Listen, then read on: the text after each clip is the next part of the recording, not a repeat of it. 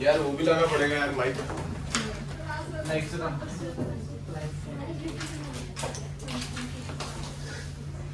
Last class में हम क्या कर रहे थे? कैलोरीमेट्री ना। आज सीखेंगे अपन कंडक्शन। देखा जाए तो एक क्लास का टॉपिक है ये।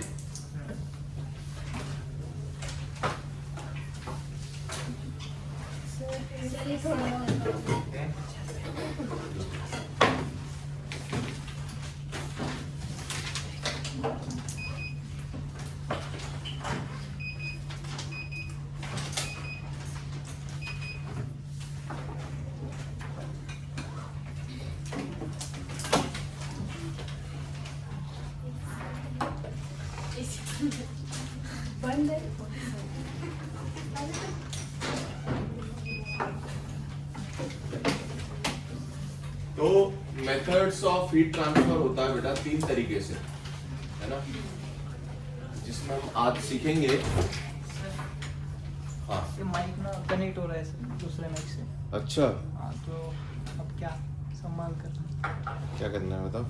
वही ये यूज कर रहे हो क्या अभी? वो दूसरा वाला माइक यूज कर रहा हूँ तो उसमें कनेक्ट हो रहा है। हाँ, हाँ ये अभी काम में ले रहे हो क्या तुम? हाँ एक रिकॉर्डिंग करना है। अच्छा नहीं ये रहने दो, वो हाँ। तीसरा वाला जो माइक है अच्छा, वो भी कनेक्ट हो रहा है। अच्छा 3 है कैसे? हाँ अच्छा क्या करें बताओ, तुम्हें लगे तो मेरे को बता देना, मैं हटा दूंगा। नॉर्मल मोबाइल पे शूट कर लूँगा। नहीं, कोई दिक्कत नहीं है ना। कुछ लगे तो बोल देना मेरे को, अगर आ रही हो आवाज तो बोल देना। या ऐसे भी ठीक रहेगा यार, मेरे ऐसे ठीक रहेगा। है? तुम यूज करो, कोई दिक्कत नहीं। आपका चलेगा आपको? हाँ बिना उसके चल रहा। उधर तो सर बाद में इसको प्रॉब्लम है, दोनों दिन नहीं बनता। हाँ तो बेटा नेक्स्ट अपन कर रहे हैं मेथड्स ऑफ हीट ट्रांसफर। हमें ये पता है हीट हम किसको बोलते हैं? चलती हुई एनर्जी को हम बोलते हैं हीट। 3 तरीके से हो सकती है ट्रांसफर हीट। सही है। एक हो जाएगा कंडक्शन, एक होगा कन्वेक्शन और एक होगा रेडिएशन। पहला आज अभी अपन सीखेंगे कंडक्शन। कंडक्शन का मीनिंग ही समझ में आ रहा है बेटा? कंडक्शन बताओ वहां क्या था? इलेक्ट्रिकल कंडक्शन का मतलब क्या होता था? इलेक्ट्रॉन्स मूव कर पा रहे हैं, है ना, एक जगह से दूसरी जगह जा पा रहे हैं। तो यहाँ पर कंडक्शन का मीनिंग क्या होगा? देखो ये तुम्हारे पास एक रॉड है, मान लेते हैं यहां पर तुमने जो है इसे कैंडल जला दी। सही है। तो ये कैंडल किसके कांटेक्ट में आ रही है? यहाँ जो मॉलिक्यूल्स है उनके कांटेक्ट में है। तो ये जो मॉलिक्यूल्स है इनका टेम्परेचर बढ़ेगा। टेम्परेचर बढ़ेगा, हमें कैसे पता चलेगा टेम्परेचर बढ़ेगा? ये ज्यादा तेजी से ऑसिलेट करने लग जाएंगे। अब जब ये ज्यादा तेजी से ऑसिलेट करने लगेंगे तो ये बाजू वालों को भी क्या बोलेंगे? तो ये तुम भी थोड़ा सा अपना मोशन बढ़ाओ। सही है। तो ऐसे जैसे जैसे इधर जाते जाएंगे बेटा, ये मॉलिक्यूल्स इसको बोलेंगे, ये वाला इसको बोलेगा, ये वाला इसको बोलेगा, ये वाला इसको बोलेगा। अब मुझे एक चीज बताओ, कोई बात मैंने इसको बोली, ये इसको बोलेगी, तो जो बात मैंने इसको बोली और जो ये इसको बोलेगी उसमें क्या फर्क होगा? थोड़ा बहुत आगे थोड़ा यार कम हो जाएगी इंटेंसिटी, है ना। फिर ये उसको समझाएगी यही बात, फिर इंटेंसिटी और थोड़ी कम हो जाएगी। सही है ना। जितना तेजी से, जितना उससे मैं बोल पा रहा हूँ, जो मैंने इसको बोला वो यहाँ से यहाँ तक ट्रांसफर नहीं हो पाएगा, उसका थोड़ा सा कम होगा। फिर ये भी थोड़ा सा मोटिवेट होगी, ये इसको मोटिवेट करेगी तो थोड़ा और कम हो गया। फिर ये इसको, फिर ये इसको, फिर ये इसको, फिर ये इसको। तो तुम समझ रहे हो कि जैसे जैसे मैं यहाँ जाता जा रहा हूँ, यहाँ वाले मॉलिक्यूल सबसे तेजी से ऑसिलेट कर रहे हो, फिर उसके बगल वाले उससे थोड़ा धीमे, उसके बगल वाले उससे और थोड़ा धीमे, और बगल वाले और थोड़ा धीमे, और ऐसे करते करते करते करते बेटा यहाँ तक देखूंगा ना तो यहाँ से यहाँ तक डिक्रीज होता जा रहा है। सही है ना। तो अगर यहाँ पर लेटर से मेरा टेम्परेचर है 100 डिग्री सेल्सियस और लेटर से यहाँ पर मैंने इसको ना ऐसे उसमें डाल रखा है, किसमें? आइस में डाल रखा है। तो यहाँ टेम्परेचर कितना है? 0 डिग्री सेल्सियस। तो यहाँ जो टेम्परेचर है ना, ये एक तरीके से जैसे आपका स्केल होता है ना, नॉर्मल स्केल, मीटर स्केल जो होता है, उसकी तरह टेम्परेचर का ऐसे एक स्केल बन जाएगा। हाँ। 100, 90, 80, 70, 60, 50, 40, 30 ऐसे करके। सही है। अच्छा, वो स्केल बनने से पहले देखो यहां से कुछ हीट जाएगी, यहां से कुछ हीट जाएगी और से यहां तक पहुंचना है। तो क्या होगा, यहां पर ये लोग बोलेंगे, जैसे ये बोलेगा मेरे को 90 चाहिए, ये बोलेगा मुझे 80 चाहिए, ये बोलेगा मुझे 70 चाहिए, ये बोलेगा मुझे 60 चाहिए, 50 ऐसे 100 करते करते ये पूरा यहां तक चाहिए। जब तक कि ये अपना टेम्परेचर अचीव नहीं कर लेता, जो हीट यहां से यहां जा रही होगी ये उसमें से कुछ हीट खाएगा। सही है। कंटिन्यूअसली यहां से हीट जाती जा रही है क्योंकि ये है हमारे को हीट यहां से मिल रही है और ये सब अपना टेम्परेचर सेट करने में लगे हुए हैं। कुछ समय बाद ये बोलेगा कि यार मेरे को 70 चाहिए था और मेरा 70 हो चुका है। तो ये क्या करेगा, ये बोलेगा मेरे थ्रू हीट जाने दो, मैं कुछ नहीं लूंगा। ऐसा करते करते करते जैसे ये टेम्परेचर स्केल सेट हो जाएगा, फिर जितनी हीट यहां से जाएगी उतनी हीट यहां पर पहुंचने लगेगी और उसको बोलेंगे हम स्टेडी स्टेट। स्टेडी स्टेट के बाद इन्हें जो जो अपना टेम्परेचर रखना था, ध्यान दो ये सारे टेम्परेचर्स बराबर नहीं है, पर ये जो भी है टेम्परेचर्स वो समय के साथ नहीं बदलेंगे। सही है। अगर ये बोलता है मेरे को 30 चाहिए तो इसका 30 ही इसके लिए ठीक है। अब ये 30 से 40 नहीं करना चाहेगा। अगर आप इसे हीट दोगे तो क्या होगा, वो हीट ही अपने थ्रू निकाल देगा और यहां चली जाएगी हीट। सही है क्या। तो ऐसी स्टेट को, फाइनल स्टेट को हम बोलते हैं स्टेडी स्टेट। स्टेडी स्टेट में क्या होता है, जितनी हीट यहां से क्यू इन होती है बेटा, उतनी हीट यहां पर क्यू आउट हो जाती है। क्यों? क्योंकि बीच में कोई भी हीट का एब्जॉर्प्शन नहीं हुआ। क्यों नहीं हुआ? क्योंकि जिसको जितना अपना टेम्परेचर सेट करना था उसने उतना कर लिया। ये डाउट नहीं होना चाहिए कि यहां 100 है तो सर ये पूरा 100 रहेगा क्या। नहीं भाई, यहां 100 है तो अगला क्या होना चाहिए, अगला 90 होना चाहिए, उसका अगला 80 होना चाहिए। अच्छा, यहां होता 50, यहां है 100, तो फिर क्या होता 100, 90, 80, 70, 60, 50। तो एक तरीके का स्केल बन रहा है। ये जो डिक्रीमेंट इन टेम्परेचर होना है ना, ये इक्वल लेंथ के अंदर होगा।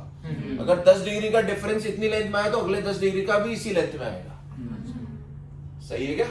इस स्टेट को अपन क्या बोलते हैं, स्टेडी स्टेट, फाइनल स्टेट। और जो बीच वाली स्टेट है उसको बोलते हैं ट्रांजिएंट स्टेट। ट्रांजिएंट स्टेट मतलब अभी ये इनका जो टेम्परेचर ग्रेडियंट बोलते हैं, टेम्परेचर ग्रेडियंट सेट हो रहा है, अभी होना बाकी है। जिसको जितना टेम्परेचर चाहिए उसको उतना टेम्परेचर अभी भी नहीं बना है। तो वो क्या करेगा, जाती हुई हीट का कुछ हिस्सा खुद खाएगा, बाकी बची हुई आगे जाने देगा। फिर अगले वाला भी क्या करेगा, बोलेगा भाई थोड़ी मेरे को भी दे दो, फिर आगे और जाने दो। तो जितनी हीट यहां से निकल रही होगी उतनी यहां पहुंचेगी नहीं। और स्टेडी स्टेट में क्या हो जाएगा, जितनी हीट यहां से एंटर करेगी उतनी पूरी की पूरी यहां पहुंच जाएगी। इसको बोलते हैं बेटा, इस प्रोसेस को कंडक्शन। कंडक्शन का बेसिक कंसेप्ट ये है कि एक मॉलिक्यूल दूसरे मॉलिक्यूल को बोलता है, दूसरा तीसरे को बोलता है, तीसरा चौथे को बोलता है। सीधा हीट यहां से उठ करके यहां नहीं जाती। क्या होता है, ऐसे चलता है। जैसे आप समझो कि मैंने ऐसे कोई ब्लॉक्स लगा दिया और मैंने एक ब्लॉक को धक्का मारा तो उस ब्लॉक ने अगले वाले को गिराया, उसके अगले वाले ने अगले वाले को गिराया, ऐसे करते करते सारे ब्लॉक्स गिर गए। सही है क्या। तो मान लो मैं अभी यहाँ पर इसको चाटा मार दूं, ये इसको मार दे फ्रस्ट्रेशन में, ये फ्रस्ट्रेशन में उसको मार दे, फिर वो उसको मार, समझ रहे हो। तो आखिरी तक पहुंच जाएगा ना वहां तक, है ना भाई, तेरे रोक दियो, है ना है ना। तो ये करते करते आखिरी तक पहुंच जाएगा। इसको बोलते हैं कंडक्शन। अगर मैं सीधा उसको उठ के चाटा मार दूं तो वो आएगा रेडिएशन के अंदर। अच्छा, हाँ। किसमें आएगा, रेडिएशन। बीच में मीडियम का कोई लेना देना नहीं है, सीधा ही ट्रांसफर हो रही है। और कंडक्शन में क्या हो रहा है, स्टेप बाय स्टेप या फिर पार्टिकल टू पार्टिकल चल रहा है। सही है, दैट इज कॉल्ड कंडक्शन। अब लेट अस से बेटा स्टेडी स्टेट अचीव हो गई। तो स्टेडी स्टेट अचीव हो गई तो हम यहां पर क्या देखते हैं कि ये जो dq by dt है ना, dq by dt क्या हो जाएगा, dq by dt क्या होगा बेटा, हीट करंट बोल देते हैं इसे। किस रेट से हीट यहां से पास हो रही है, किस रेट से यहां पर हीट पास हो रही है। अच्छा मुझे बताओ यार, क्या मैं ये बोल सकता हूं सर, क्या मैं ये बोल सकता हूं कि जितना ज्यादा एरिया होगा, मतलब जितना ज्यादा एरिया ऑफ क्रॉस सेक्शन होगा जिससे हीट निकल रही है, उतना ज्यादा हीट पर सेकंड फ्लो करेगी।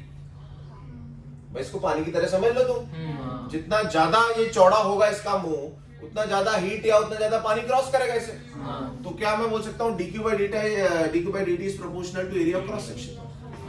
फिर दूसरी बात, वो वाली बात याद आ रही है आपको, लेंथ वाली, जैसे रेजिस्टेंस में बोलते थे अपन कि जितना ज्यादा लेंथ होगी उतना dq by dt कम होगा। हाँ और जितनी ज्यादा लेंथ ट्रेवल करनी है उतना रेट ये कम हो जाएगा। हाँ सही है क्या? तो अगर मैं वो भी जोड़ दूं बेटा तो क्या आ जाएगा? L।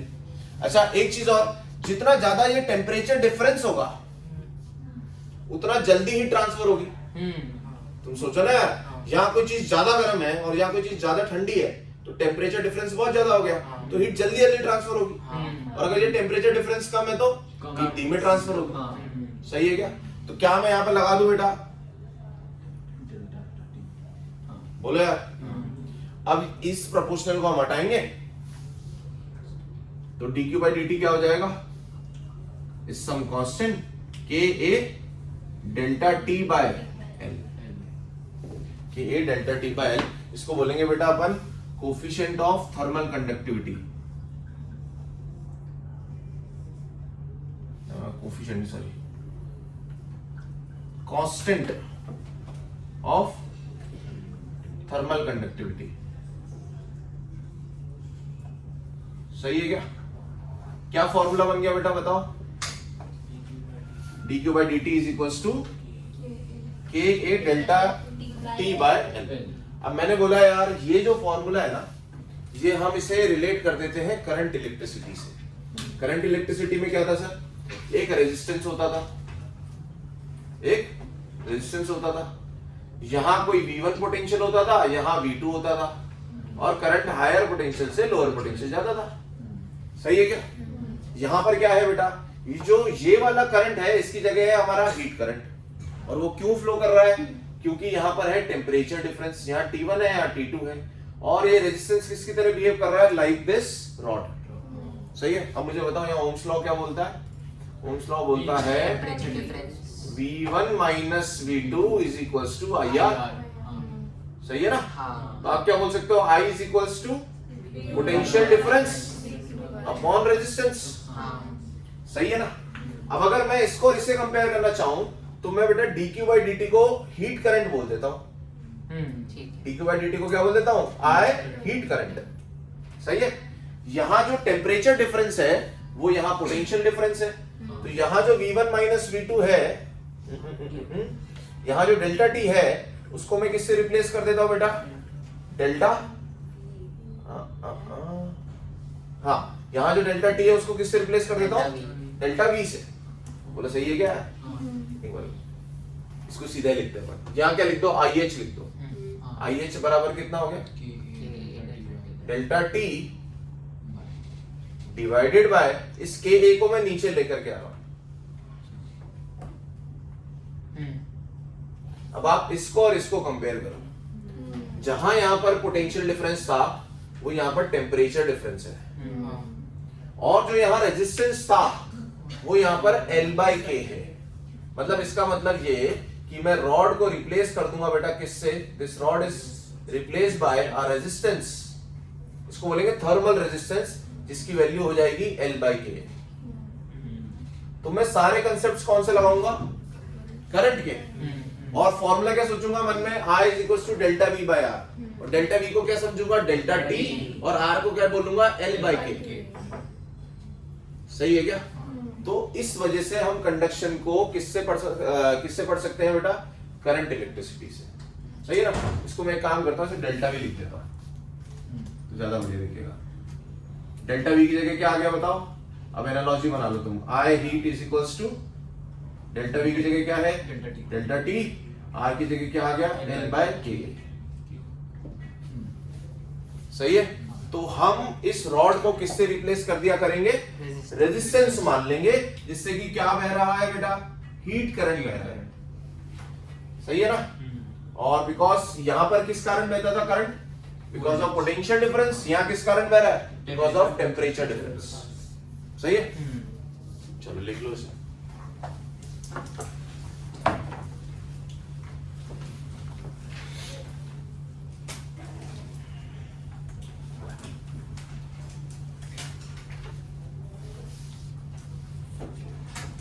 बट ऐसे क्या हुआ कि उसने उससे ही टेम्परेचर पे अचीव होने के बाद और टेम्परेचर नहीं बढ़ाया? और क्यों बढ़ाएगा यार? मुझे बता, 100 के बाद 90 आया और 90 बढ़ा करके 100 थोड़ा हो जाएगा वो? अगर हमने हीट कंटिन्यूस देते रहे तो भी होगा नहीं होगा। मटेरियल सेम है। अभी मान लो तुम ऐसे फ्राई पैन है हाँ। ना, यहाँ चाय बन रही है मान लो, तुमने यहाँ पकड़ रखा है उसको, सही है ना? तो तुम्हारे हाथ जहां पर है सबसे ठंडा यही पार्ट है और सबसे गर्म वो वाला पार्ट है। तुम यहाँ से यहाँ टच करके देखना कि ये कम होता जा रहा है। बट उसके पीछे रीजन क्या है?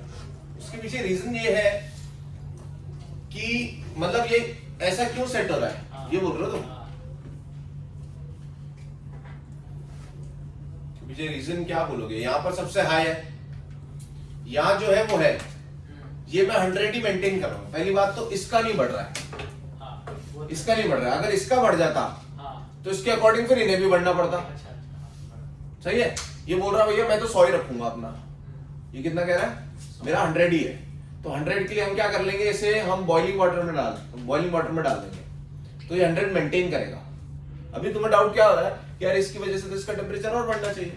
हाँ, अगर इसका बढ़ेगा तो फिर इनका भी बढ़ेगा, क्योंकि वो ग्रेडियंट तो आना ही चाहिए। ग्रेडियंट नहीं आएगा तो टेम्परेचर डिफरेंस नहीं आएगा। हमेशा एक्सप्लेन करता हूँ, अगर ये टेम्परेचर डिफरेंस नहीं होता तो ये हीट क्यों फ्लो करती? वो भी, हाँ, सही बात है ना?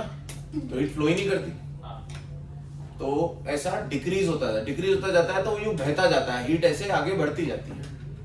अब जो उसने अचीव कर लिया, एक समय बाद वो बोलेगा कि मुझे इतना ही अचीव करना था, मतलब मेरे मॉलिक्यूल्स इतनी ही गति से जो है ऑसिलेट करेंगे। टेम्परेचर क्या बताता है तुम्हें कि उसके मॉलिक्यूल्स कितना तेजी से ऑसिलेट कर रहे हैं। जितना ज्यादा टेम्परेचर उतना तेजी से वो ऑसिलेट कर रहे हैं, उतने बड़े एम्पलीट्यूड का ऑसिलेशन कर रहे हैं। अभी कोई चीज तुम टच करते हो और तुम्हें वो गर्म महसूस होती है, क्यों होती है गर्म महसूस? बिकॉज उसके जो मॉलिक्यूल्स होते हैं ना, हाँ, वो ज्यादा तेजी से ऑसिलेट कर रहे होते हैं। तुम उसे टच करते हो तो वो उनकी जो काइनेटिक एनर्जी वो तुम्हें महसूस होती है। आई क्या बात समझ में? और कोई चीज ठंडी क्यों महसूस होती है? उस समय तुम्हारी बॉडी के मॉलिक्यूल ज्यादा तेजी से ऑसिलेट कर रहे हैं, उसके कम कर रहे हैं, तो वो सेंसेशन को अपन ठंडा समझते हैं। छोटे बच्चे को ठंडा गर्म का क्या पता चलेगा? कुछ नहीं पता चलेगा उसे। अपन विद एक्सपीरियंस समझते हैं कि हाँ ऐसे सेंसेशन मतलब गर्म, ये सेंसेशन मतलब ठंडा। तो कुल मिला के तुम इसको ऐसे सोचो कि यहाँ 100 मुझे मेंटेन करना है, ये नहीं बढ़ रहा। अगर ये 120 हो जाता तो अगले वाला फिर 110 होता।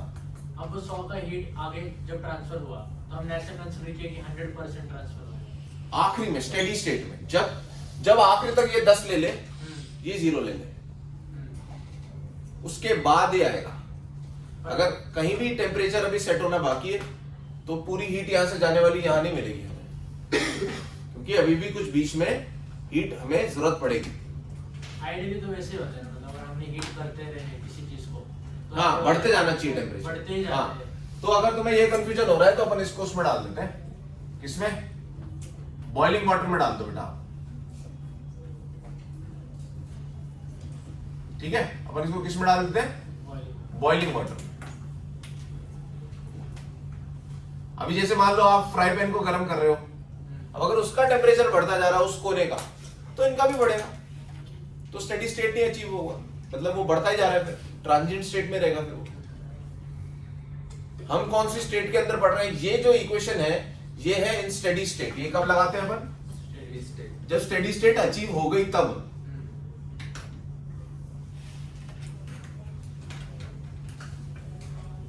तो ट्रांजिएंट स्टेट में जितनी हम हीट यहां से लेते हो उतनी यहां मिलेगी नहीं।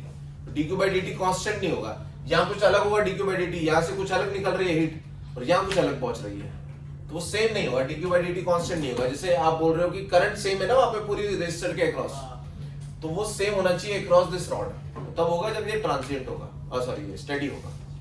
सही है ना विनोद?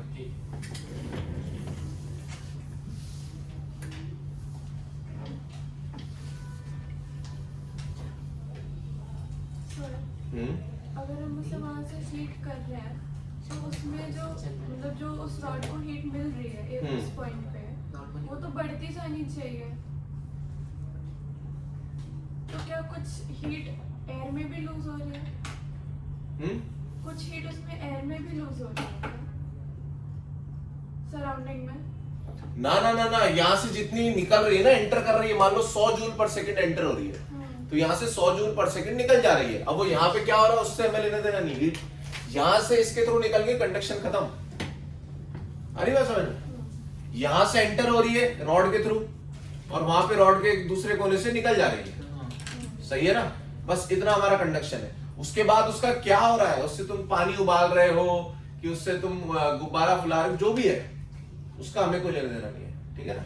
अच्छा, इसका नाम बेटा कांस्टेंट की जगह कोफिशिएंट ही था, है ना, इसको कोफिशिएंट ही कर लो, कोफिशिएंट ही है। इसकी यूनिट भी निकाल लेते हैं अपन के की।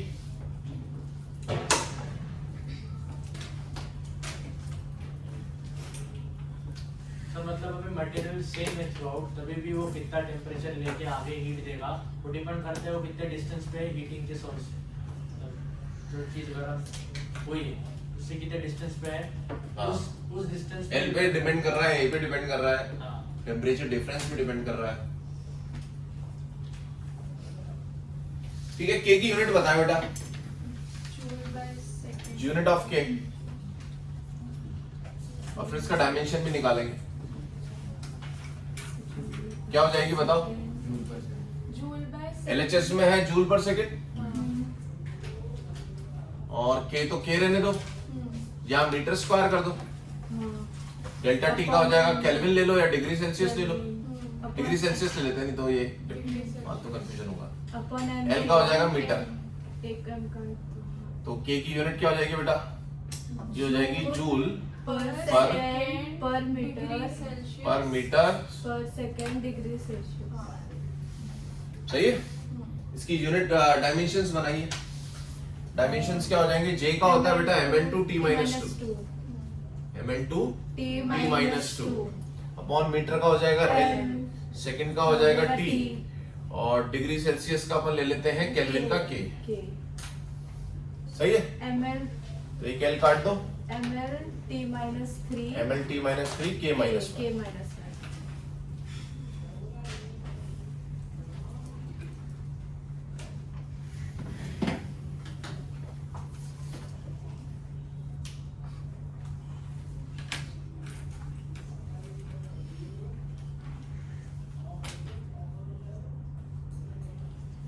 अच्छा, k को डिफाइन करना हो तो हम कैसे कर सकते हैं बेटा, a को भी 1 ले लो, l को भी 1 ले लो, डेल्टा t को भी 1 ले लो। तो 1 मीटर की रॉड है, 1 मीटर स्क्वायर उसका क्रॉस सेक्शन है, 1 डिग्री सेल्सियस का टेम्परेचर डिफरेंस है, तो कितनी हीट पास होगी वो होता है k।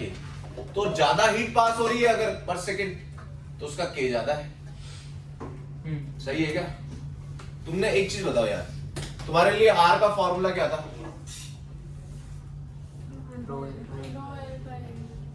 क्या इसे तुम एल रो को नीचे लियो एक बार, ये कंडक्टिविटी आ गई ना यार, तो यहाँ भी तो यही फॉर्मूला बन रहा है, सिग्मा की जगह यहाँ पर के है, था ना वहां पर भी, तो हो गया ना, सिग्मा की जगह क्या लगा दो, यहाँ पर के लगा दो। वहां पर इलेक्ट्रिकल कंडक्टिविटी थी या थर्मल कंडक्टिविटी,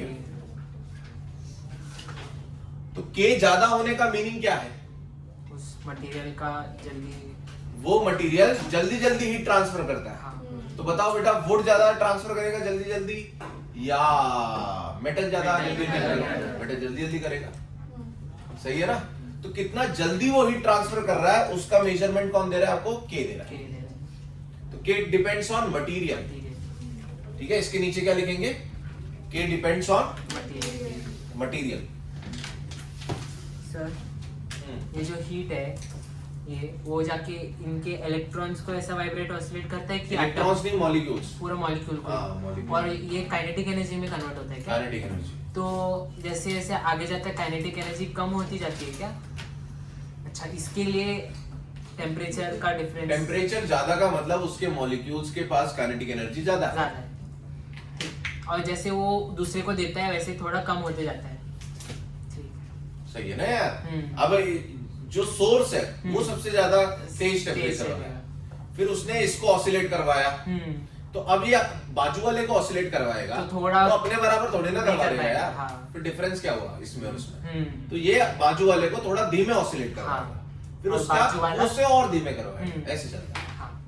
सही है ना, तो ये डायरेक्ट कम्युनिकेशन नहीं कर पा रहा लास्ट वाले से, ये इसको बोलता है, वो उसको बोलता है, वो उसको बोलता है। तो अगर ऐसे अपन बोले अफवाह ऐसी तो उड़ती है, मैंने तुम्हें क्या बोला और उसके पास वो क्या बोलेगा, उसका कुछ अलग ही मतलब निकल जाएगा।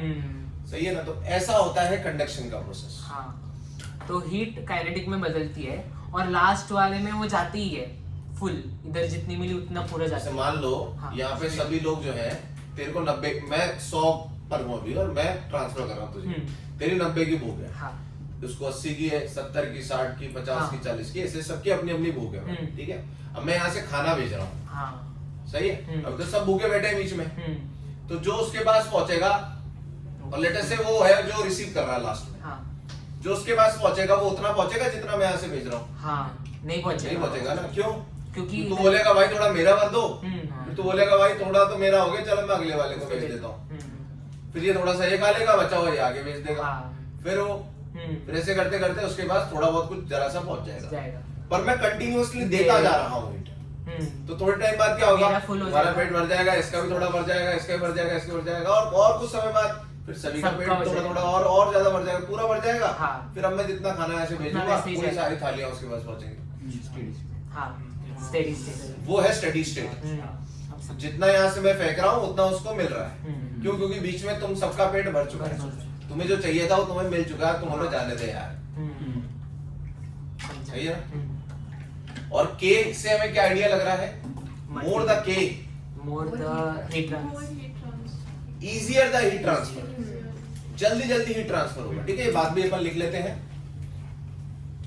के डिपेंड्स ऑन मटेरियल लिखा क्या तुम लोगों ने? हाँ फिर ये एक लाइन और लिख लो, मोर द के easier slash faster better word है, faster the heat transfer,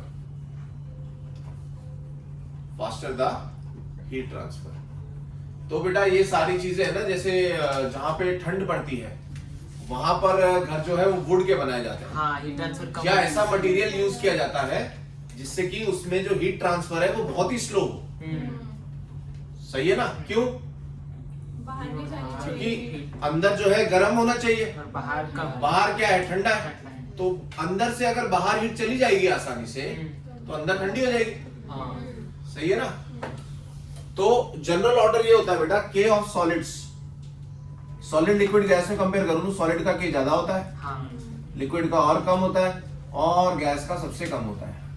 यहीं से हमें एक बात समझ में आती है कि जो हम स्वेटर पहनते हैं या कंबल यूज करते हैं, ब्लैंकेट यूज करते हैं, क्यों यूज करते हैं बताइए?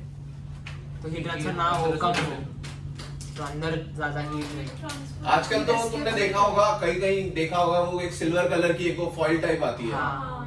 उसमें सबसे खतरनाक आपके लिए बढ़िया, मतलब कंबल वगैरह तो फेल है सब उसके हाँ, सामने, सबसे कम। वो लगेगा हमें पतली सी चीज है यार ये तो, इससे क्या होने वाला है। तो ये कंसेप्ट बेटा गलत है कि जितनी मोटी ब्लैंकेट होगा उतना ज्यादा वो हमें गर्म कर पाएगा, ऐसा नहीं होता है।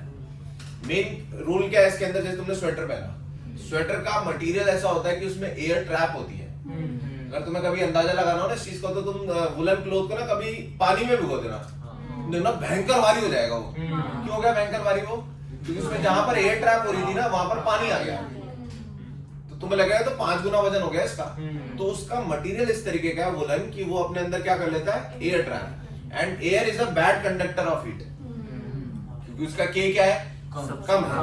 अगर के कम है तो बेटा तुम्हारी बॉडी जो है ना वो कंटिन्यूअसली हीट प्रोड्यूस कर रही है, तुम्हारी बॉडी काम कर रही है, उसमें वो गर्म भी हो रही है भाई, और वो गर्म हो रही है, और अगर वो गर्मी तुम्हारे पास ही रहे तो तुम्हें ठंडी लगेगी। तो वो क्या करता है, बीच में इंसुलेशन का काम करता है वो एयर, और तुम्हारी बॉडी की हीट जो है बाहर एनवायरनमेंट में नहीं जाती है, तो तुम्हें ऐसा लगता है हाँ यार बढ़िया चल रहा है। तुम खुद सोचो कि यार अगर अपन ब्लैंकेट ओढ़ रहे हैं या अपन स्वेटर पहन रहे हैं तो कोई मशीन थोड़ी ना लगा दी हमने, वो जो हीट महसूस हो रही है वो किसकी है, वो आप ही की है भैया, पर वो वैसे लूज हो जा रही थी, अब वो तुम्हारे पास ही रह रही, सही है क्या। तो air is a bad conductor of heat, है ना, यहाँ पे समझ में आ रहा है ना के से, एयर क्या हो जाएगा, बैड कंडक्टर ऑफ हीट, सही है। अच्छा इसमें एक दो एग्जांपल और लिख लेते हैं ये लिखने के बाद। So, air is a bad conductor of heat, but ठंड के मौसम में मतलब जो वेदर लगता है ठंडा, वो क्यों लगता है? मतलब ठंडी होती है इसलिए होता है, बेटा एयर के अलावा लिक्विड थोड़ा बढ़ दोगे आप एटमॉस्फेयर में? मतलब एयर अगर ऑप्शन क्या है आपके पास? तो है? कैसे लगता है? बैड कंडक्टर ठंडी हो रही है इसलिए लगता है। उसमें एयर क्या करेगी बेटा? एयर तो अपनी जगह है ही ना। हाँ। अगर आपके पास ऑप्शन होता कि आप एयर की जगह सॉलिड भर सकते हैं एटमॉस्फेयर के अंदर या लिक्विड भर सकते हैं तो वो एयर से बढ़िया मतलब हमारे लिए बढ़िया होता है ठंड के टाइम पर। ऐसा ऑप्शन तो है नहीं ना आपके पास। आपके पास ऑप्शन ये है कि आप अपनी हीट बचा लो बस। आप मत देखो दुनिया में क्या हो रहा है, सर्दी हो रही है, गर्मी हो रही है। आप अपनी हीट अपने पास रखोगे तो आप गर्म रहोगे, ऐसा होता है। सही है ना? ऑप्शन नहीं है ना बेटा, एयर कैसे हटा दे अपन, है ना? सर्दी जो हो रही है वो अपने कारणों से हो रही है। अब सर्दियों का मौसम है तो सर्दी हो रही है। सही है ना? सर मतलब अगर एयर एक बैड कंडक्टर है तो हमारी बॉडी की हीट इजीली कैसे जा रही है, क्या हमें ठंड हो रहा है? हाँ। एयर अगर बैड कंडक्टर है तो जा रही है। हाँ तो जा रही है ना भाई, इतना थोड़ी ना बैड कंडक्टर है, इसके कंपैरिजन में बैड कंडक्टर है बेटा। सही है ना? बैड कंडक्टर का मतलब ये नहीं कि है ही नहीं, ट्रांसफर तो वो मतलब कम ट्रांसफर करता है, धीमे ट्रांसफर करता है। तुम्हें उससे भी ज्यादा धीमे करना है तो जो बीच वाली एयर है ना, जैसे मान लो ये हाई टेम्परेचर है, ये लो टेम्परेचर है, बाहर टेम्परेचर लो है एनवायरमेंट का, ये हाई टेम्परेचर है। अब तुम नहीं चाहते कि तुम्हारा भी लो हो, होना तो चाहिए हिसाब से। सही है? अब तुम क्या करते हो कि यहां से हीट ट्रांसफर ना हो, ऐसा एरो ना बने, तो तुम बीच में क्या क्रिएट करोगे? एक ऐसा मटेरियल डाल दो जिसका के क्या हो, बहुत ही लो हो। के अगर लो होगा तो हीट बहुत धीमे धीमे ट्रांसफर होगी। सही है ना? तो अगर ट्रांसफर नहीं हो रही है या बहुत धीमे हो रही है तो वो कहां बच रही है? तुम्हारे पास ही बच रही है, तो तुम्हें गरम गरम सा लगेगा। ये है कंसेप्ट। आप ये देखो कि हीट कहां से कहां जा रही है, कहां से कहां जा रही है आपके केस में? बॉडी से एनवायरमेंट। सही है? अगर अब यहां ये कंसेप्ट भी सही है, अगर मान लो बाहर बहुत गर्मी हो रही है, बहुत गर्मी हो रही है, अब बाहर का टेम्परेचर ज्यादा है, तुम्हारी बॉडी का टेम्परेचर कम है, तो अंदर अभी भी तुम अगर स्वेटर पहनो हाँ, तो तुम्हें कम गर्मी लगेगी। क्यों? क्योंकि यहां से यहां अब नहीं आ पाएगी ऐसे। हाँ, भाई अब टेम्परेचर बाहर का ज्यादा है हाँ, और अंदर का कम है, तो अब अगर यहां भी ट्रैवल करना है तो बीच में तुमने इंसुलेशन कर दिया, बीच में इंसुलेशन कर दिया तो ये हीट यहां से यहां नहीं आ पाएगी। बहुत धीमी रेट से आएगी या नहीं आ पाएगी। सही बात है? तो गर्मी में अपने को स्वेटर पहनना चाहिए अगर बहुत गर्मी हो जाए तो, सही बात है। ऐसे ही है? सही बात है। Sir, ice is a good insulator. हाँ, ice is a bad conductor of heat, इसलिए इग्नू के अंदर हाँ, इग्नू के अंदर यूज करते हैं। हाँ, ice is a bad conductor of heat. पर वो सॉलिड है ना। सॉलिड किसके कंपैरिजन में बेटा? लिक्विड के लिक्विड के कंपैरिजन में ना। comparison। सॉलिड में कंपेयर करो ना अब। हाँ, सही बोले। सही बात है ना? तो अगर मुझे मटेरियल ऐसा बनाना है एनवायरनमेंट के हिसाब से, मान लेते हैं जम्मू कश्मीर में कोई घर बना रहा है, तो वो मटेरियल इस प्रकार का यूज करेंगे जो कि बैड कंडक्टर ऑफ हीट होगा। वो बीच में तो थर्माकोल घुसेड़ देंगे, इंसुलेशन करेंगे उसका वो, क्योंकि उन्हें पता है भैया अंदर गर्म रहना चाहिए, बाट जो है ठंडक वो अंदर की हीट बाहर ना जाए। सर गर्मी में स्वेटर पहना तो हमारी हीट हमारे पास ही रहेगी तो गर्म और होगा ना। हाँ, ये बात भी सही है, इस लॉजिक के हिसाब से वो ठीक है। सही है ना? तो तुम्हारी हीट तुम्हारे पास रहेगी, वो बाहर नहीं जा पाएगी, क्योंकि वही एयर वाली कहानी हो गई, और फिर तुम जो है ठंडा महसूस नहीं कर पाओगे। हाँ, बाहर की कंपैरिजन पर बाहर की हीट तुम्हारे पास नहीं आएगी, हाँ, और तुम्हारी हीट ही तुम्हें तपा देगी, उससे नुकसान होगा। पसीने आ जाएंगे। हाँ, पसीने भी तो वेंटिलेशन का सिस्टम है, ठंडा होने का सिस्टम है बॉडी के। सही सही। समझ गए ना यार? तुम बहुत बढ़िया समझ गए ना।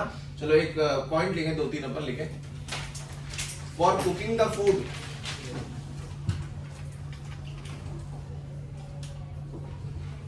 बताओ बेटा, आप जो कुकिंग के लिए फूड कुक करने के लिए जो यूटेंसिल यूज करते हो, उसका के ज्यादा होना चाहिए कम होना चाहिए?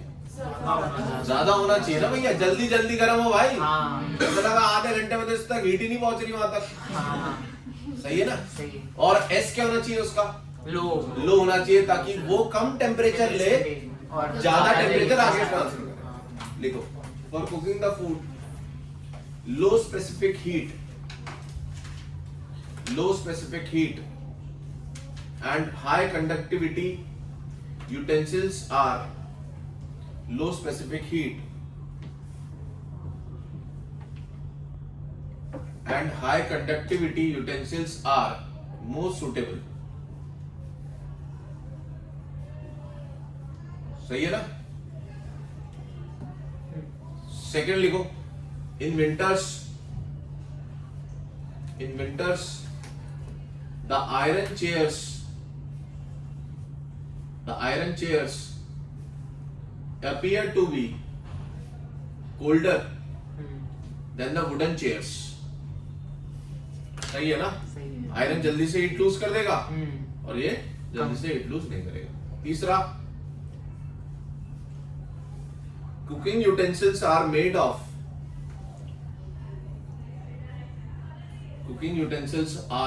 ऑफ aluminium and brass,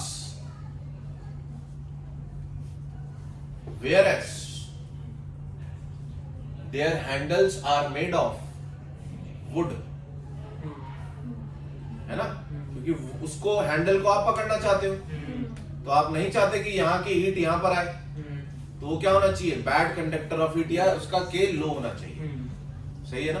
और वहां जहां पे गर्म करना है वहां पर आपको के ज्यादा चाहिए। Last point, two thin blankets are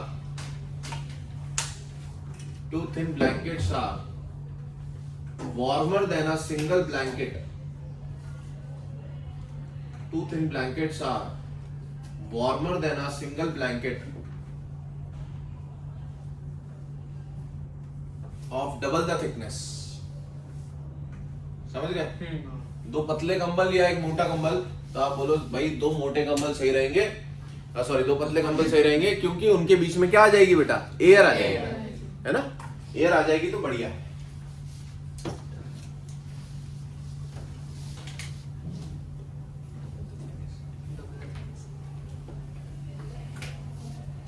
चलिए बेटा आप क्वेश्चंस करते हैं। फॉर्मूला देख लिया आपने?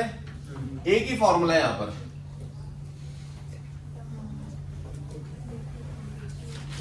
पूरे चैप्टर में एक ही फॉर्मूला है।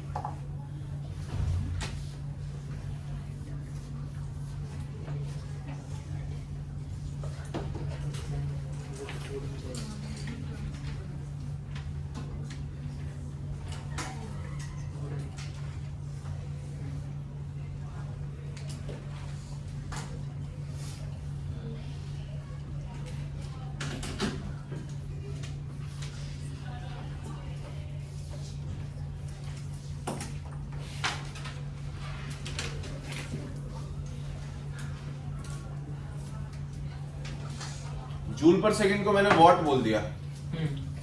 आपको निकालना है बेटा dq by dt, find the rate of heat flow.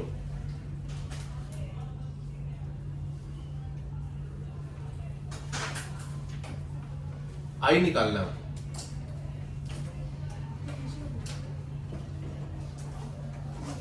इसका एल और ए भी पता होना चाहिए।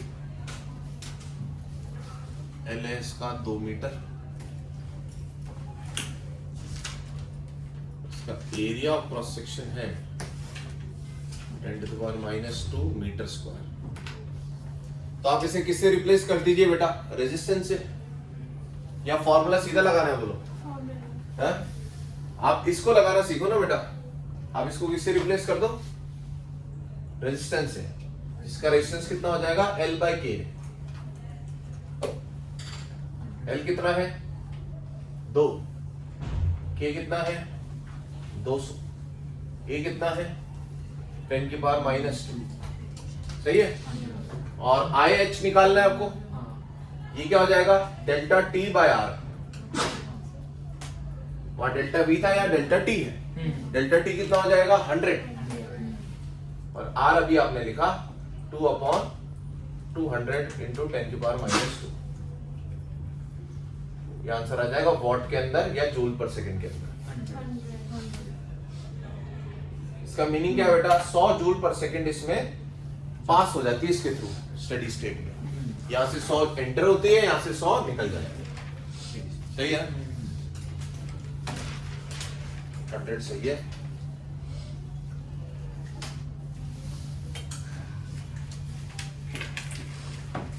नेक्स्ट,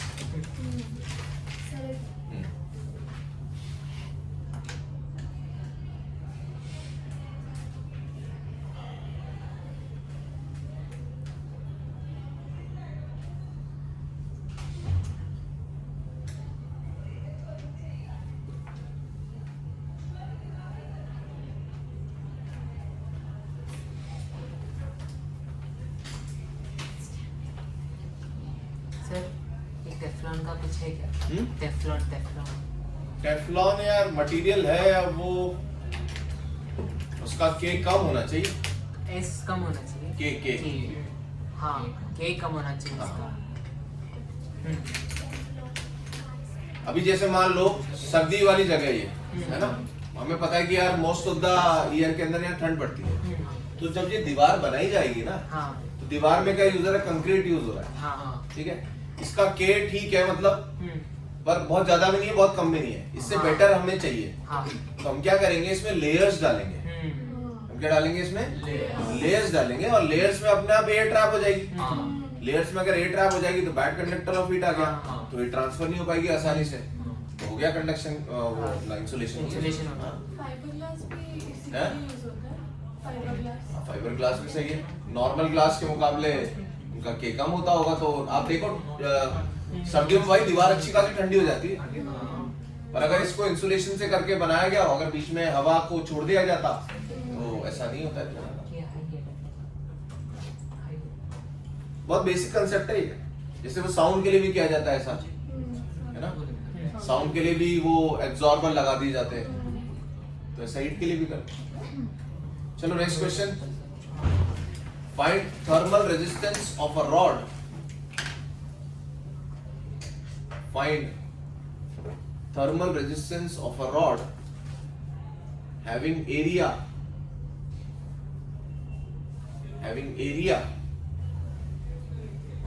10 की power -3 metre square, having area 10 की power -3 metre square, comma K equals to, ये लिख लो 200 वाला 200 watt per metre degree Celsius, and L equals to 2 meter. So 10 10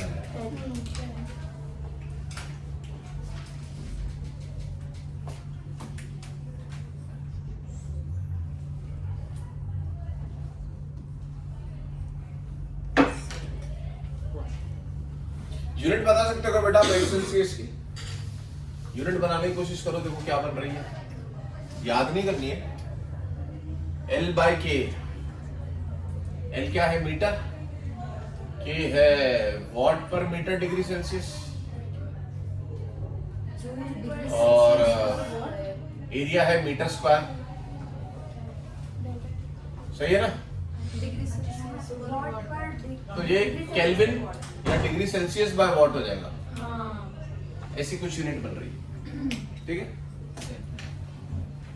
चलो आगे देखते हैं, समझ गए ना ये वाला फॉर्मूला। अब अपन बेटा क्या निकालेंगे, जैसे वहां आर इक्वलेंट निकालते थे ना, याद है ना आपको, आर इक्वलेंट निकालते थे R1 + R2 सीरीज पैरेलल, वैसे अपन के इक्वलेंट निकालेंगे, सीरीज पैरेलल।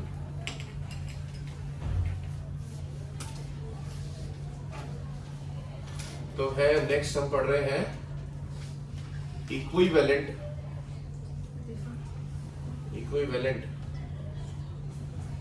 थर्मल कंडक्टिविटी या के, सही है?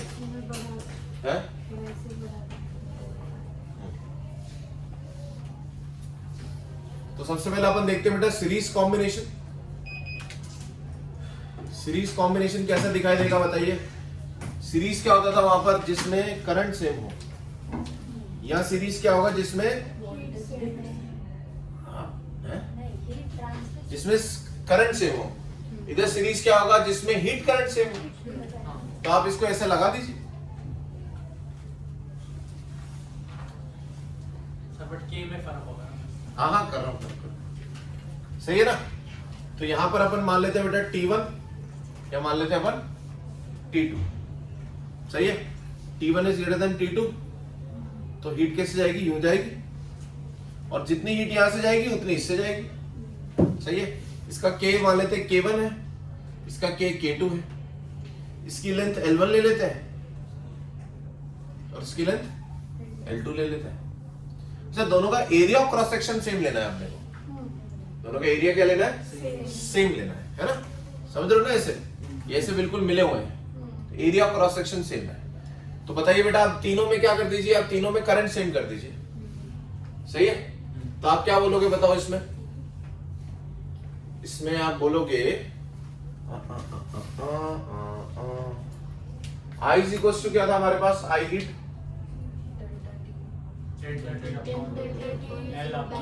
हाँ हाँ हाँ, ऐसा ऐसा करो, ऐसा करो, R is equal to R1 plus R2 वाला फॉर्मूला लगाओ बेटा। R इक्वल टू, हम तो वहीं से यूज कर लेते हैं ना करंट वाले। इसका R बताओ, पहली वाली रॉड का R बताओ, L1 बाय K1A, R2 बताओ, L2 बाय K2A। अब मुझे बताओ जो R इक्विवेलेंट बनेगा, जो इन दोनों को मिला करके एक रॉड बनेगी बेटा, उसकी लेंथ कितनी होगी, L1 प्लस L2। कितनी होगी इस रॉड की लेंथ, L1 प्लस L2। तो R इक्विवेलेंट में क्या लिखो बेटा, आप इसको पहले से लिखो, L equivalent by K equivalent A equivalent, समझ में आया। अब L इक्विवेलेंट की जगह क्या लिख दो, L1 plus L2। K equivalent आपको निकालना है और A इक्विवेलेंट तो A ही हो जाएगा, बताओ यार, इस पूरी रॉड का A कितना होगा, वो तो A ही होगा जो सेम है दोनों का। अब यहाँ पे काट दीजिए जो जो कट रहा है।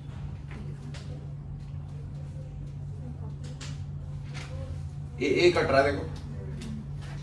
के इक्विवेलेंट को बेटा आप क्या करो, इधर ले जाओ। के इक्विवेलेंट को क्या करो, के इक्विवेलेंट कितना हो जाएगा, के इक्विवेलेंट हो जाएगा, ये इधर आएगा, ऊपर बचेगा क्या, L1 plus L2 upon L1 by K1 plus L2 by K2।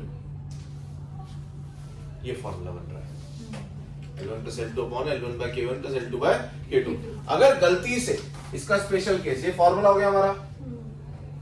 अगर गलती से बेटा अगर ऐसा होता special case, L1 equals to L2 होता बेटा, तो बताओ ये फॉर्मूला क्या बन जाता, जिसको मैं L बोल देता, तो बताओ ये फॉर्मूला क्या बन जाता के इक्विवेलेंट का, L1 प्लस L2 हो जाता 12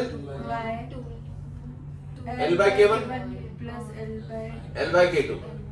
अब बेटा L और L कट जाते, तो ये हो जाता हार्मोनिक मीन, जो आता था इक्वल डिस्टेंसेस स्पीड के अंदर, सही है ना। पर ये कब लगाएंगे हम, सिर्फ जब L1 और L2 दोनों बराबर, इसे बोलेंगे अपन हार्मोनिक मीन, अदरवाइज ये फॉर्मूला है।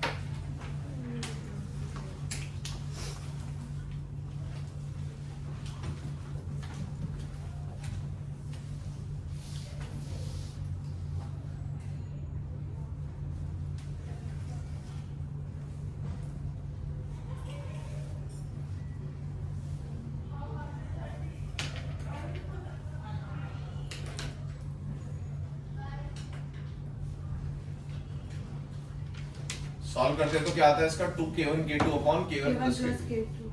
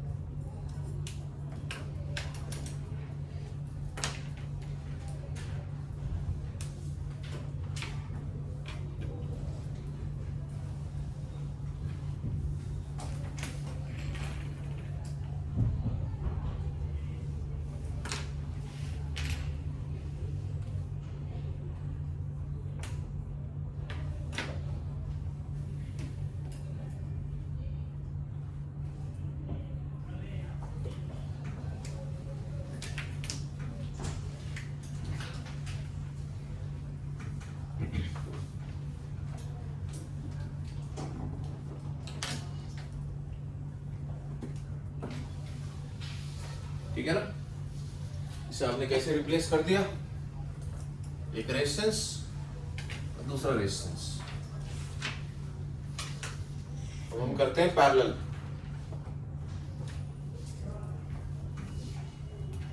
Parallel combination.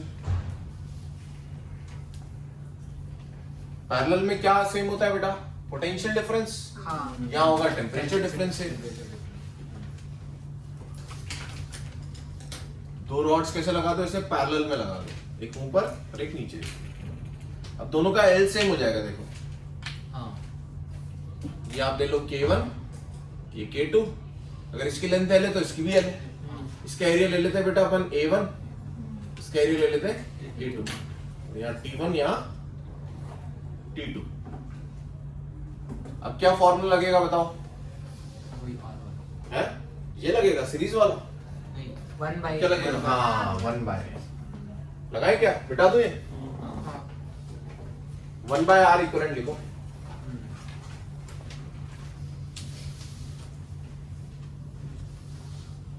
ये हो जाएगा 1/R equivalent equals to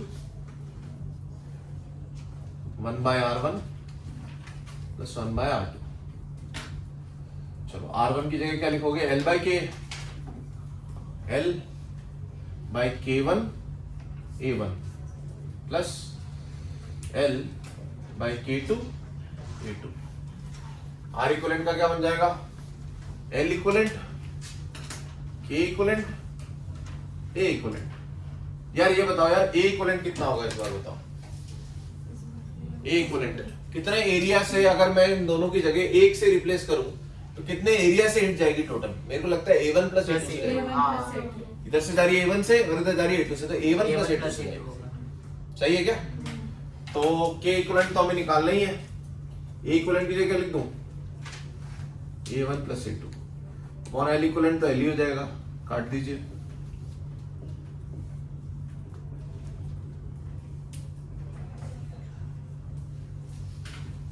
K equivalent का क्या फॉर्मूला आएगा? K1 A1 K2 A2 upon A1 plus A2। अगर गलती से A1 A2 बराबर हो जाए तो तो जनरल फॉर्मूला ये कट जाएगा ना, K1 प्लस K2 हो जाएगा। तो वो हो जाएगा आपका अरिथमेटिक मीन हाँ राइट K1 प्लस K2/2। ये होगा जनरल फॉर्मूला। अब क्या लगा देते हैं? If A1 equals to A2, जिसे हम A मान लेते हैं, तो ये हो जाएगा K equivalent K1A plus K2A upon 2A। K1 plus K2/2।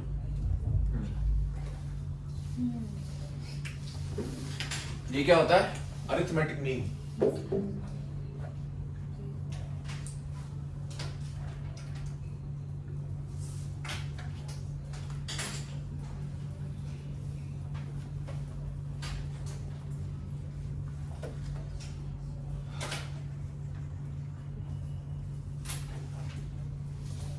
Parallel combination.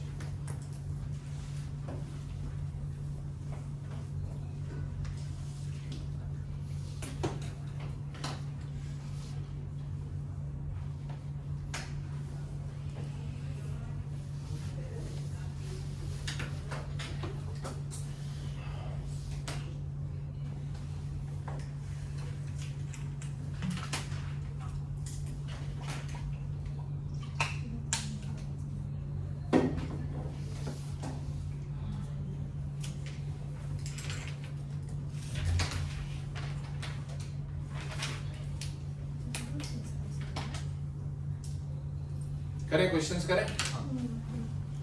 देखो find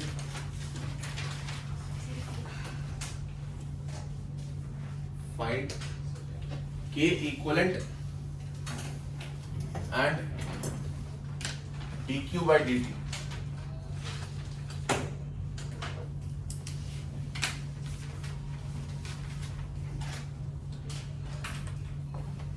Find K equivalent and dq by dt।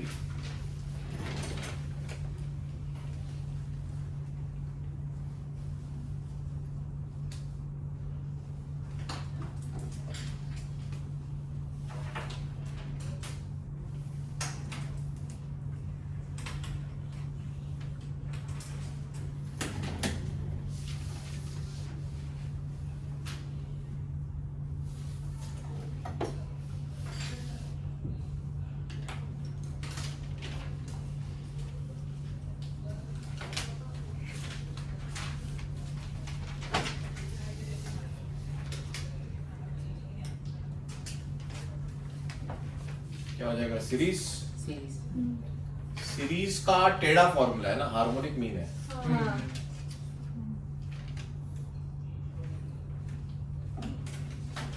Length same है तो हार्मोनिक मीन हो जाएगा। और एरिया दिया है, सर 3k/2 एरिया एरिया नहीं दिया, 3k/2 हाँ एरिया चाहिए नहीं है ना अपने, हाँ 3k/2 3k/2 सही है। हाँ अब अगर k है 3k/2 तो अब आपको dq/dt बता आया बताना है। 30 कुछ 30 बेटा कैसे कर लेंगे, 2/1/k 40 प्लस 1/3k, ये कितना आ रहा है 3k/2। ये वाला फॉर्मूला में क्यों लगा पाया, क्योंकि दोनों की लेंथ सेम है।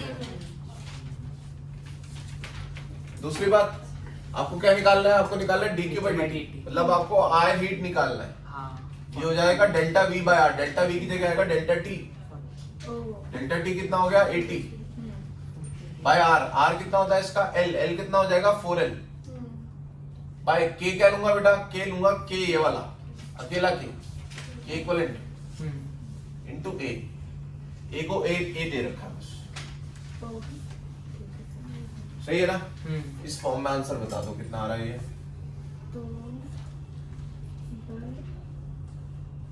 ये था ना इसका सेकंड फ्लोर ऊपर जाता है 3ka/2 4l into 80। देखो बेटा 4l के नीचे क्या था, ये था ना पूरा, तो ये जो सबसे नीचे होता है सबसे ऊपर जाता है, हाँ तो मैंने इसे 3ka/2 सबसे पहले ऊपर लिख दिया, फिर बचा था ऊपर 80 भी तो ऊपर ही था, हाँ और नीचे क्या बचा था 4l यहाँ है, काट फूट तो कुछ 4 to 8 कितना हो जाएगा ये 30k/l।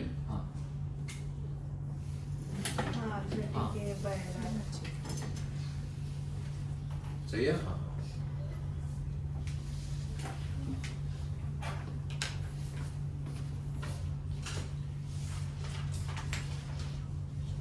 नेक्स्ट भी आपको के इक्विवेलेंट निकालना है।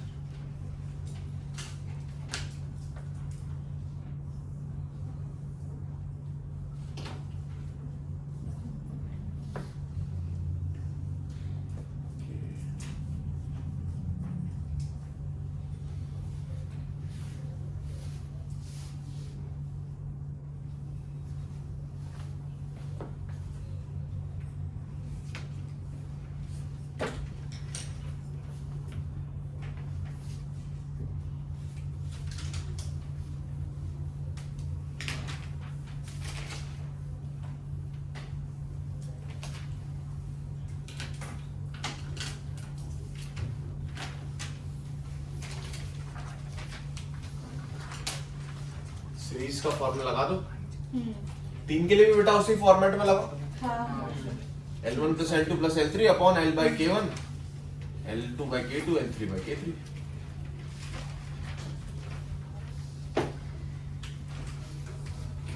क्या फॉर्मूला बनेगा के इक्विवेलेंट का,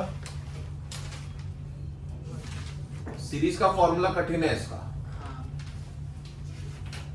अपॉन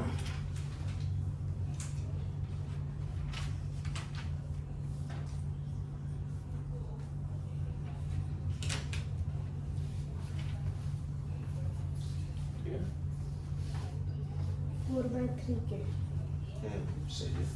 सर हम इसको ऐसा कर सकते हैं क्या, पहले वो L को लेके या 3L को ऐसा कर करके, क्या पहले छोटे वालों को करके फिर बड़े वाले के ना ना एक ही बार में करो ना, ठीक है पहले उन दो का निकालोगे फिर वही फॉर्मूला लगाओगे, हाँ। फिर एक बार और फॉर्मूला लगाओगे, एक ही बार में कर लो। ठीक है। वो वहां होता था जहाँ पे रेजिस्टर्स था तभी। वो आसान था।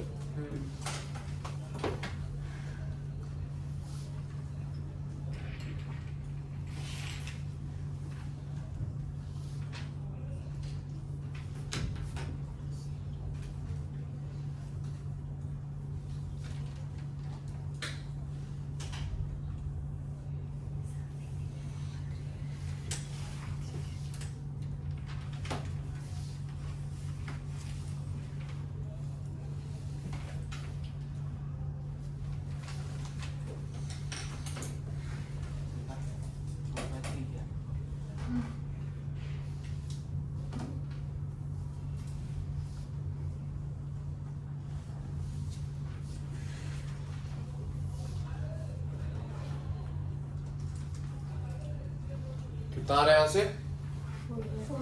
है ना 4/3 के। L1 plus L2 plus L3 कितना हो जाएगा, 4 3 7 और 8 8L upon L by K plus 4L by 2K plus 3L by K. L common आकर के ऊपर से कट जाएगा और इसको एलसीएम वगैरह ले लो, इसको 2K एलसीएम हो जाएगा। 2K एलसीएम लेंगे तो ये बचेगा 2 प्लस 4 प्लस 6, ये सबसे नीचे वाला सबसे ऊपर ये हो जाएगा 16 के अपॉन 12, 4 से काट दो। अगला क्वेश्चन ये है,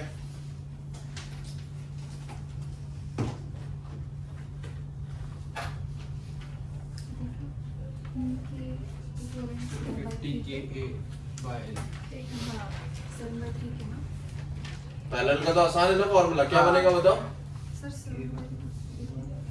K1 L1 हाँ नहीं K1 A1 A1 plus K2 A2 plus A1 plus upon A1 plus A2 कितना आ रहा है इससे, 50 अच्छा नहीं, अच्छा 5K/3 5K/3 हाँ K इक्विवेलेंट मैं I बता रहा था।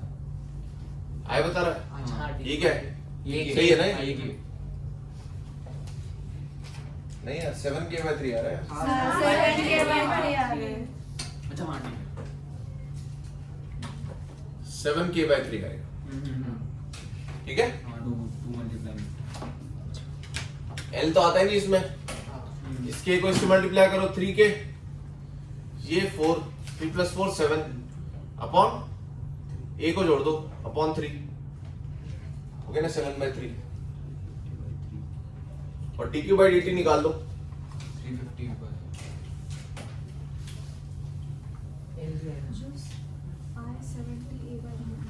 dQ/dt बेटा मतलब I निकालना है आपको, I कितना हो जाएगा डेल्टा T/R,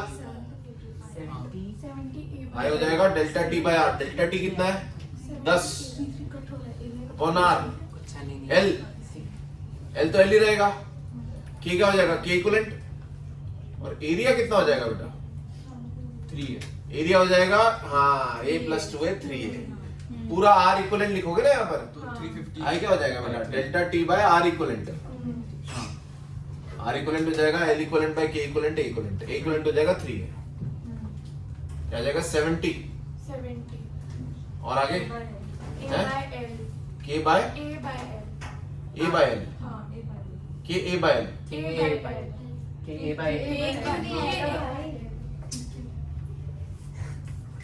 ये क्या हाँ सही है, समझ गए ना आप लोग।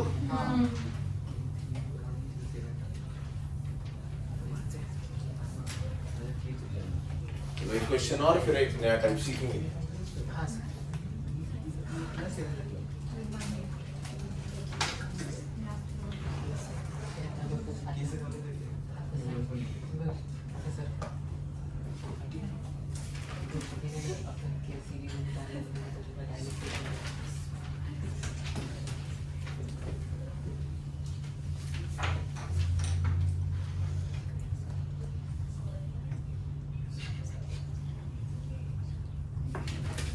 आपको K इक्विवेलेंट बताना है।